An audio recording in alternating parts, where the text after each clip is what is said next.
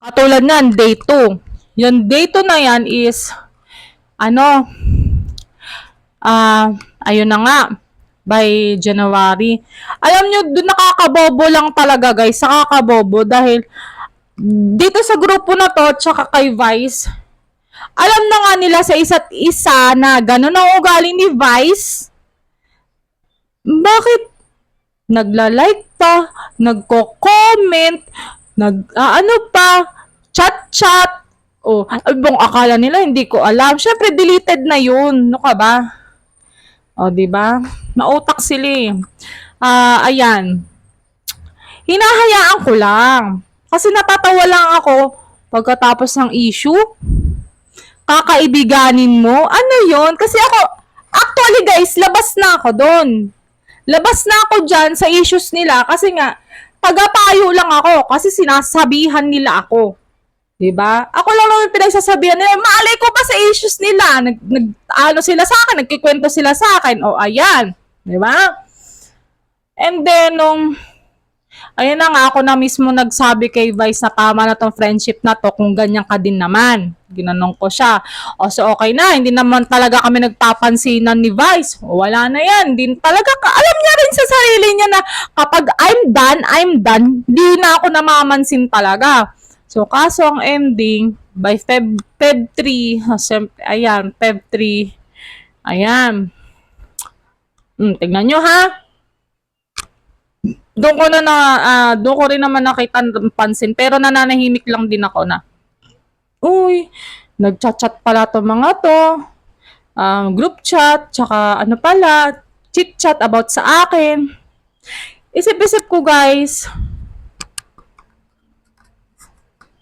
nanay ka, ina ka, akala ko ba matalino ka, pero in the end of time, bobo ka pala. Diyan pa lang sa pagrarant, sa pagsisinungaling, sa inventolidor ng kwento, akala mo magaling ka na. Hindi. Diba? Ako na o totosin, ayan, yung huli pang kaya nga nalaman ko rin, sinabi din sa akin ni Vice, kaya yung chill lang siya, relax yung hindi ko na siya pinapansin, si Buang at saka si AR ang kausap niya pala ng that time. Mismo si Vice na nagsabi sa akin na kung ano yung sinasabi ko sa kanila, sinasabi pala niya kay Vice. O ayan, mga sira-ulo na ng mga traidor sila. O, tingnan mo, sila din ang sumisira sa mga sarili nila. Akala naman nila, okay na sila. Pero hindi nila alam, pagkatalikod na nila, sila na nagraran sa isa't isa. Kaya nga ako na po yung umiwas.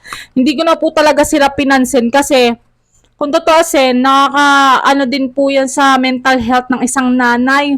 Yung alam mo may problema ka na nga, busy ka, tas dadagdag pa sila, di ba? So, syempre nakakahiya naman. Alam mo na nga ma-issue ang tao, dadagdagan mo pa.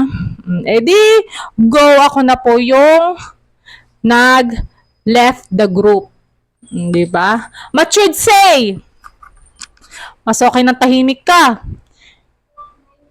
Matured say, hayaan mo sila. Di ba? Ako naman, sinasabi ko na lahat para malinawan po kayo kung bakit, di ba? Ayan. At nang magkalinawan, di ba? Sinuggest ko po talaga kila ma'am at sir na si Tres na lang po ang mag-assign sa loob. Kung totoosin po, kahit may anak ako, kaya ko na mag-assign sa loob, sinadya ko po yon. At sinabi ko, papalit na lang po siya kay Vice. Dahil po si Vice, alam naman po yan ng guard at CCTV kung paano po nakakapasok ang co-parents dahil kay Vice. Ayan, di ba? Nakita nyo naman, ang putok ng section namin. Ayan, di ba? Kaya, ako na po yung dumistansya kasi in the end of time, sila mapapagalitan, hindi na ako. Yan, di ba? Kaya hinayaan ko lang, kaya nagsuggest na ako na palit na si Tres. Ayan.